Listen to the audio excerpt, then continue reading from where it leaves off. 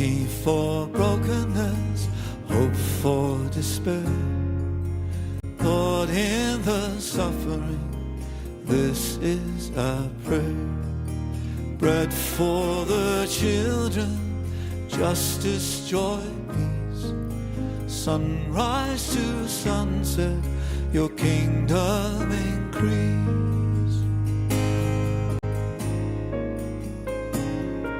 Shelter for fragile lives, cures for their ills, work for the craftsmen, trades for their skills, land for the dispossessed, rights for the weak, voices to plead the cause of those who can't speak. God of the poor, friend of the weak, give us compassion, we pray. Melt our cold hearts, the tears fall like rain. Come change our love from a spark to a flame.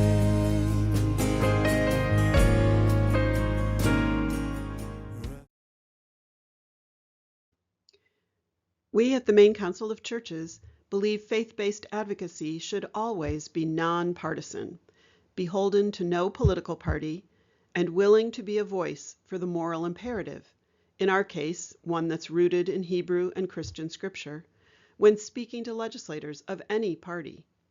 That's why we are staunchly nonpartisan and faithfully devoted to doing public policy advocacy and equipping people of faith like you to do it too. So we've made this short video to help teach you the ins and outs of how to advocate effectively with our state legislators in Augusta on issues that matter to you because of what you believe and value.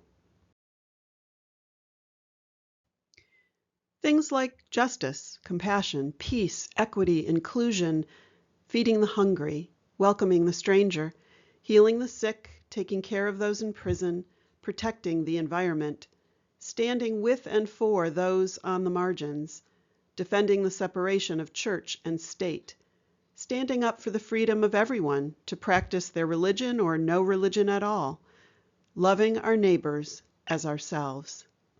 These are all things that we've summed up in our official moral agenda, a document that guides our public policy advocacy priorities. You can access the full text of this agenda on our website from the Public Policy drop-down menu.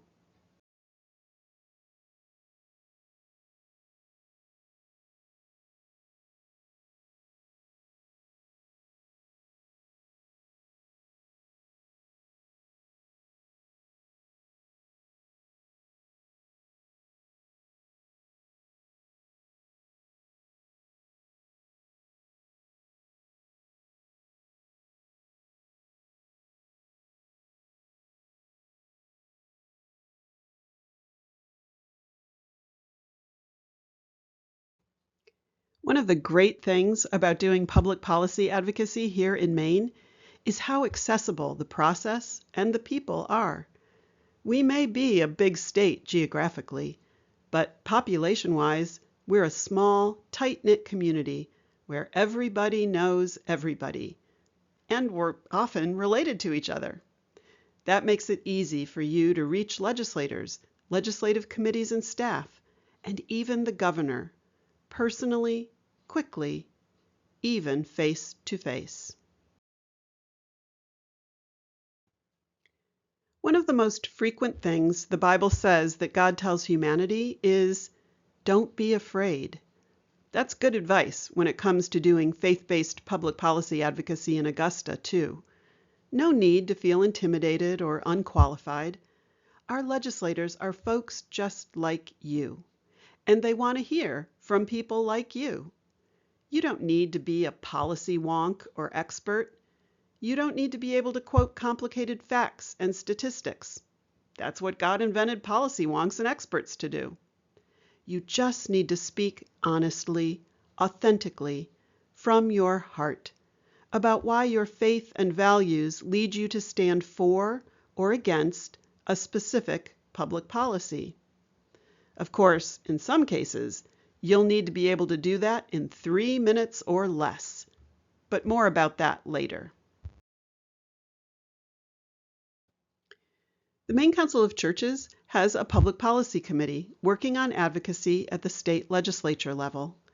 The committee includes representatives of our member denominations, members of our board of directors, and staff and volunteers from our official partner organizations and coalitions that we belong to. Groups like Maine Equal Justice, Maine Environmental Priorities Coalition, Maine Council on Aging, Maine Immigrant Rights Coalition, Maine Prisoner Advocacy Coalition, Preble Street, Wabanaki Alliance Coalition, and that's to name just a few. The best way to stay informed about our Public Policy Committee's priorities and action alerts is to subscribe to MCC's e-news and print newsletter. Just go to the website and click on the subscribe button to fill in your contact info. We also encourage you to subscribe to action alerts from any of our partner organizations and coalitions who work on the issues you care about most, as well as to your own denomination's state social action or advocacy groups. Your denomination also has a national advocacy office in Washington, D.C. You should definitely check that out, but this video focuses on the state level here in Maine, since that's where MCC does its advocacy work.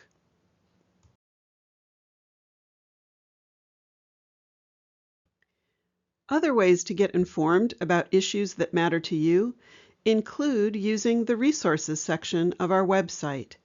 It covers a wide range of topics like reproductive justice, white Christian nationalism, domestic violence, immigration, and much more. There are also 4 resource pages under the Public Policy tab of our website for our 2025 Here We Are, Send Us Town Hall meetings. The resource pages here address immigration, the LGBTQ community, women seeking reproductive health care, and protecting the environment. And don't forget about our YouTube channel, where you can find recordings of Faith-Based Advocacy Day workshops on issues like Wabanaki tribal sovereignty, homelessness, solitary confinement in Maine prisons, climate change, and more, as well as videos of keynote lectures by noted theologians discussing the importance of doing faith-based advocacy, and some sermons by Maine clergy about reproductive justice. Maybe you're old enough to remember that Schoolhouse Rock video, I'm Just a Bill. Well, we're going to give you the Maine version, minus the cute cartoons and music, sorry. Here's a quick explanation of the legislative process in Augusta. The Maine state legislature is bicameral, meaning it has 2 houses, the Senate and the House of Representatives. There are 35 state senators and 151 state representatives, all of whom serve 2-year terms that are 2 years, and are limited to serving 4 of those 2-year terms in a row in one house before stepping down or running for the other house. After sitting out 1 term or more, legislators are allowed to run for the same house again. You'll often hear legislators, advocates, and lobbyists say, "This is a short year," or "This is a long year." That's because the Maine state legislature works on a 2-year calendar, with the first, or long, year, known as the first regular session, running from January through June, and the second, or short year, known as the second regular session, running from January through April. The long session includes passage of a 2-year operating budget for the state, while during the short session, legislators only consider a supplemental budget and a smaller list of carryover bills from the long session, along with some bills deemed to address emergencies. Both chambers pass bills, but a bill must pass both chambers before it can become a law. Once the governor signs it, or once both chambers vote by a 2/3 majority to override a veto by the governor, or when the governor doesn't sign or veto the bill, but lets it become law without their signature. But before a bill ever comes to the floor of either chamber for a floor vote, it must move through the committee process. And before it gets to a committee, it begins its journey by being sponsored by one or more legislators, or the governor, who make a legislative request for the bill to be drafted and assigned to a committee for consideration. So every bill begins life as an LR, a legislative request, and is assigned a temporary number like LR 1234. Once it's drafted, it's ready to graduate to become an LD, a legislative document, and it gets a brand new number like LD 5678 before being assigned to a committee for review and consideration.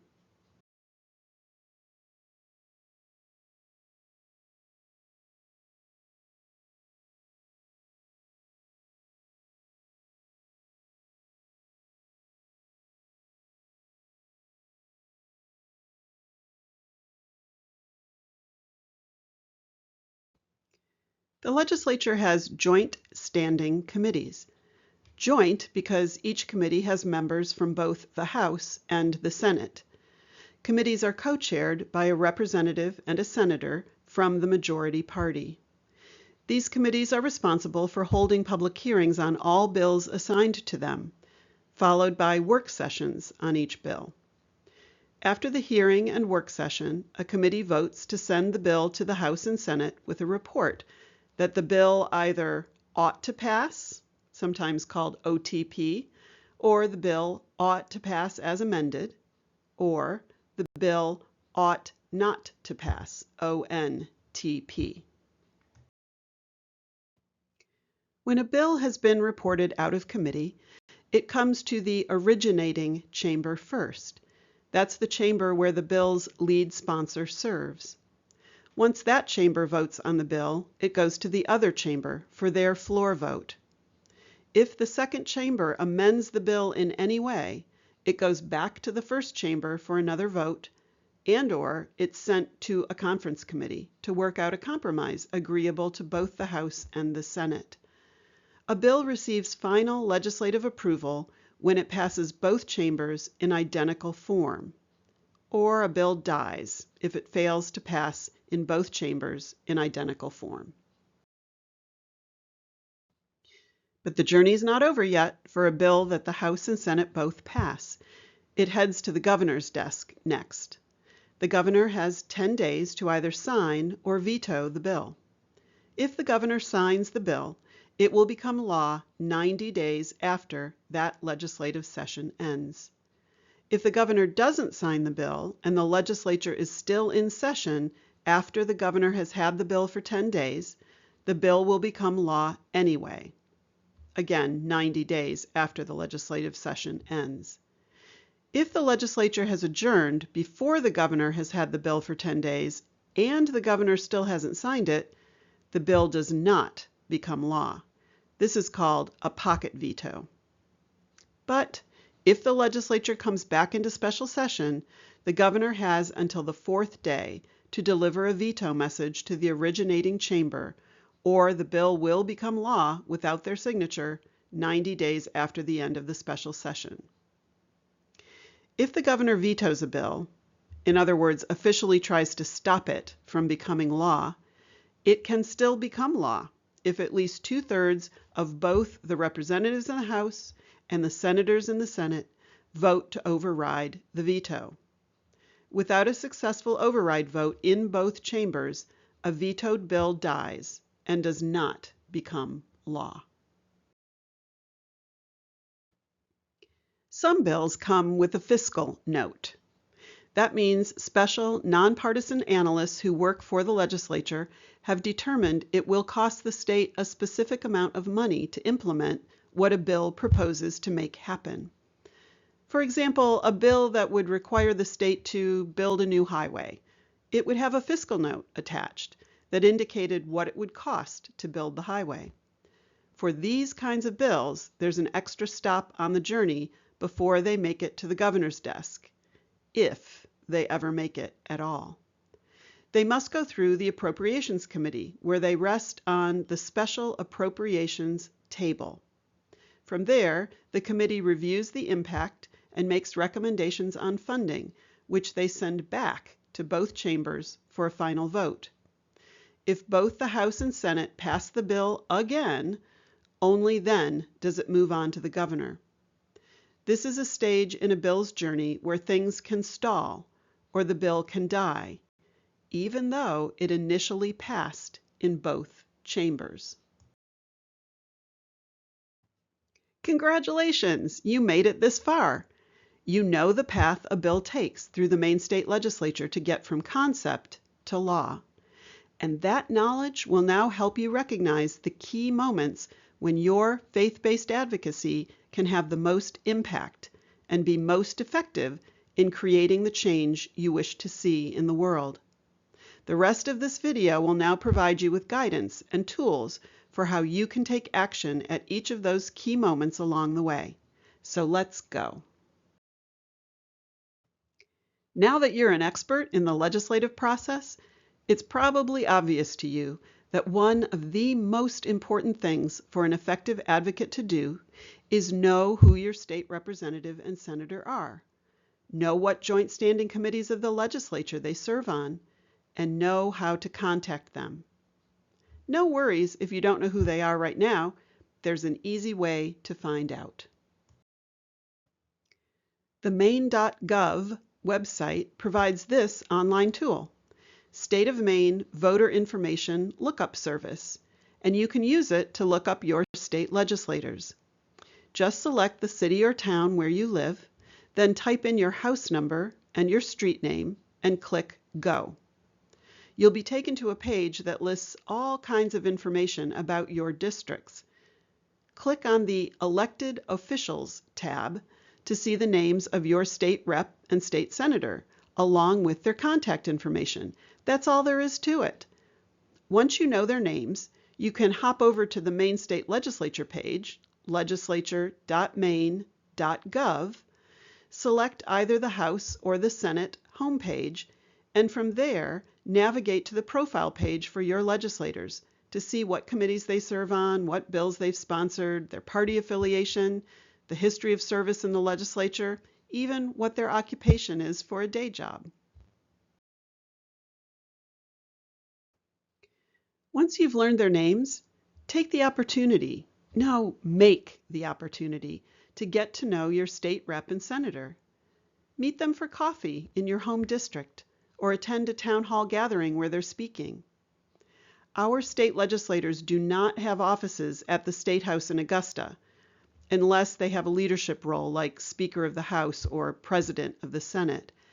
And the bustling hallways of the State House aren't really the best place for a quiet, sit-down conversation. It's ideal to have these in-district meetings when there isn't an urgent advocacy issue you want to press them on. Best to lay the foundation ahead of time by getting to know them and letting them get to know you. Always follow up with a cordial thank you note or email after they've made time to meet with you.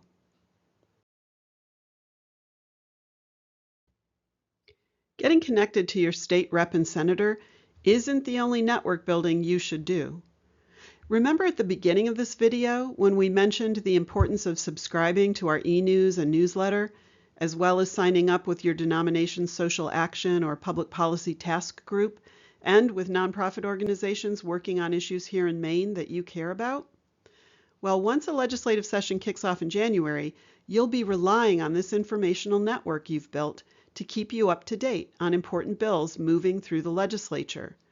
You'll find out when there are days of action at the State House or when your testimony is needed at public hearings, when floor votes are coming up that you'll want to contact your state rep and senator about, or when appropriations deliberations are underway to determine if a bill you care about gets funded. Maybe when the governor is in the process of deciding whether to sign or veto a bill.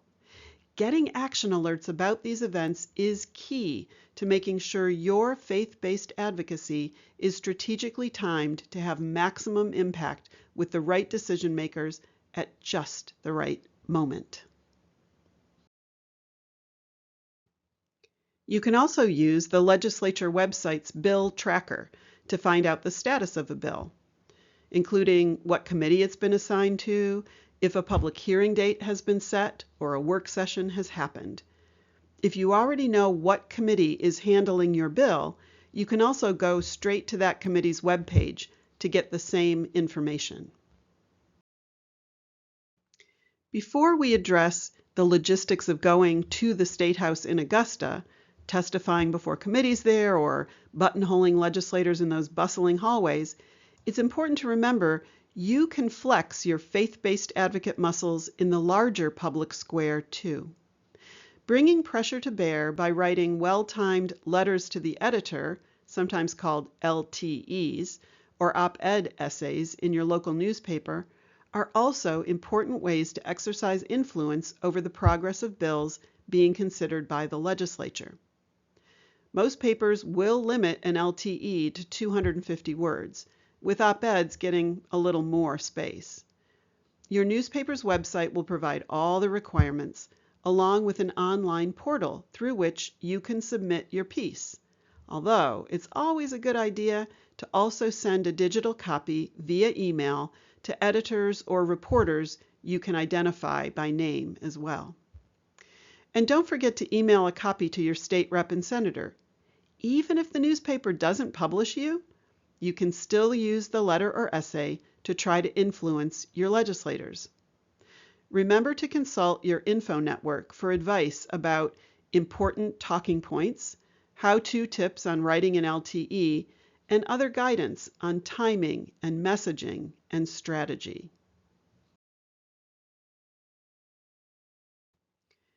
Whether it's for an action day, a press conference, a protest, or to testify at a public hearing, here's some basic information about navigating to and around the State House and Cross Office Building in Augusta. The chambers of the House of Representatives and the Senate, as well as the Welcome Center and the Hall of Flags, are all located in the State House building at 7 State House Drive in Augusta. The building that stands behind the State House is the Burton M. Cross Building at 111 Sewell Street. You can find driving directions at legislature.maine.gov and also at the Maine Council of Churches website under the Public Policy tab. Some outdoor parking is available next to the Cross Building, but the parking garage across Sewell Street has many more spots and is free and open to the public. If you're parking outside the Cross Building or State House, be sure not to park in spots that are designated for legislators or permit holders. You could be ticketed or towed. The Cross Building and the State House are connected at ground level by an open-air plaza, and they're connected underground by a tunnel. Some legislative committees have their meeting rooms in the Cross Building, while others are located in the State House. The cafeteria, known as the Cross Cafe, and vending machines are located in the basement of the Cross Building. There are elevators and ramps throughout the complex to ensure accessibility. You will be required to pass through a security checkpoint when entering either the State House or the Cross Building. Your bags and shoes will go through an X-ray scanner, and you will be asked to walk through a metal detector. Firearms are prohibited in both buildings. Once you're inside, you may hear bells ringing, but no one else will seem to notice or care. They'll just go about their business. If it was a fire alarm, shouldn't people be more concerned? Well, it's not a fire alarm. The bells ring to warn legislators their chamber is about to go into session and they need to get to their desks. There's one bell for the Senate and a different one for the House. And they ring a lot, for long stretches. You get used to it, sort of. If you are visiting the Capitol for a day of action or a press conference, the organizers will provide you with instructions about where to gather, what the schedule will be, and if you should bring signs. If you're there to speak with legislators, you'll likely go to the third floor of the State House, where a long hallway spans the length of the building, with the House chamber on one end and the Senate chamber on the other. This is the area where you'll encounter legislators as they are walking in. It's also possible to ask a page to take a note to your legislator at their desk if they're already inside, letting them know you're there and that you'd like to speak to them when they have time. Members of the public are not allowed on the floor of the House or the Senate, only in the observation gallery balconies. If you've come to Augusta to offer testimony to a standing committee during a public hearing on a bill, you will need to bring 20 copies of your testimony to present to the committee clerk at the time you testify. There is a copier in the State House Library you can pay to use if you forget and need to make copies once you arrive. Once you clear security, proceed to the committee's meeting room. Somewhere near the door there will be sign-in sheets, one for people who wish to testify in support of the bill, one for those who wish to speak in opposition, and one for those offering testimony neither for nor against. The committee may be hearing testimony on several different bills that day, so be sure to put your name on the list for the right bill, and on the list for the position you're taking, whether you support or oppose the bill. Then await further instructions from committee staff about where to wait until it's your turn to speak. During the public hearing, the bill's sponsors will be the first to offer testimony, and there is no time limit on how long they get to speak. Next up will be any other legislators who wish to speak to the bill. Then the committee co-chairs will announce how they plan to proceed to hear testimony from the general public. Typically, but not always, starting with those speaking in support, then turning to those opposed, then to those neither for nor against, and then hearing from those who are testifying by Zoom. Keep in mind, by the way, you don't have to be physically present in Augusta to testify live before a committee. You can register to do so by Zoom if you need to. Whether you're in person or appearing via Zoom, your time before the committee will be strictly limited to 3 minutes and sometimes just 2 minutes, and there will be a countdown clock facing you as you speak. During your testimony, you cannot use signs, props, or visual aids.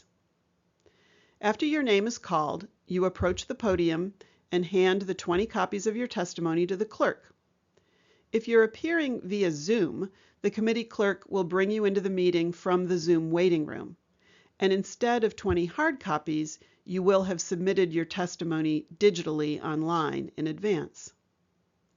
The clock will begin when you start to speak. When your time is up, the co-chairs will ask committee members if they have any questions for you. If they do, but they often don't, you can answer, but you can also indicate you'll need to get back to them in writing. If you say that, be sure to follow up. And do not make up answers on the spot. If you don't know the answer, just say so. It's okay. Once you are finished, the co-chairs will thank you, and you will be excused. Does the thought of appearing before a room full of legislators and speaking for 3 minutes make you panic? No worries. You can also submit testimony to a legislative committee in writing rather than in person. This also comes in handy if a public hearing is scheduled at a time you're not available to come to Augusta or appear on Zoom. Use the mainelegislature.org/testimony/portal and follow the prompts to upload your document. When given the choice of uploading a file or copying and pasting the text into a box on the screen, we suggest you do both, just to be sure they receive it. You can find step-by-step instructions for this process on the Maine Council of Churches website under the Public Policy tab. Now that you're a pro when it comes to the logistics of navigating the State House, it's time to focus on choosing the right words to say or write to convey your faith-based position on an issue to legislators or to folks reading your LTE in the newspaper. For detailed guidance on writing compelling faith-based testimony and LTEs, be sure to check out the Maine Council of Churches website. Navigate to the Public Policy tab and then click on How to Submit Testimony from the drop-down menu. And remember to check out the Resources tab on our website too to see if we have archived helpful information on an issue that you're writing about. Compelling testimony almost always involves storytelling. So be sure to write or speak from your heart about what you know and what you care about. There will be plenty of policy analysts, also known as wonks, whose testimony will provide the committee with facts, figures, and statistics. You can include some too, but focus more on your personal story and experiences. You are a faith-based advocate, and don't be afraid to say so, naming why your faith and beliefs compel you to testify about this bill. Write down everything you think you want or need to say. Then edit, edit, edit until you can get it down to one page, single-sided. Your high school English teacher was right. There is no great writing, only great rewriting.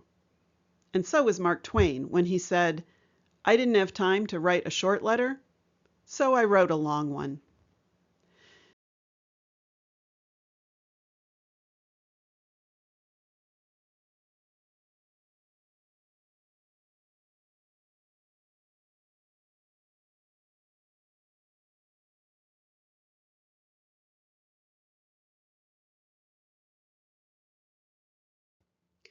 Remember that you're probably not the first person of faith to care deeply about the issue in question. Your own denomination likely has written about it. So have other reputable faith-based organizations. Do some quick online research, and when you find compelling, moving, inspiring language, go ahead and borrow it. And don't worry too much about citing sources or providing footnotes. This isn't a term paper. It's a persuasive speech or essay or letter or conversation meant to inspire change.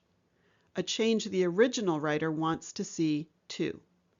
So don't think of it as plagiarism so much as two faith-based advocates playing for the same team. You did it! You made it to the end of this Faith-Based Advocacy 101 tutorial. Way to go! Thanks for taking the time to improve your game as a faith-based advocate who speaks with a prophetic, progressive voice of faith in the public square. You're amazing. We look forward to seeing you around the halls of the State House, as together we work to build a more just, compassionate, inclusive, equitable, and peaceful world for everyone. It's inspiring to know that you'll be out there, right alongside us, answering the call to love our neighbors as ourselves, as together we do justice, love fiercely, and walk humbly with one another and with God. Go in peace, my friends. Go in peace.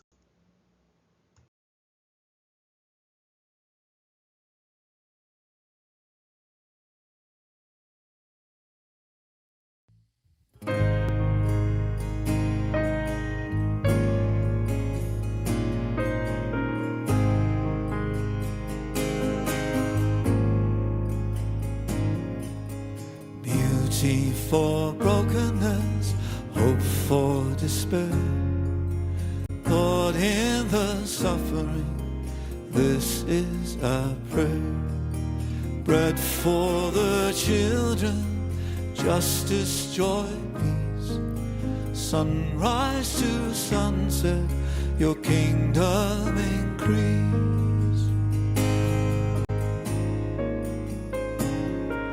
Shelter for fragile lives, cures for their ills, work for the Christ.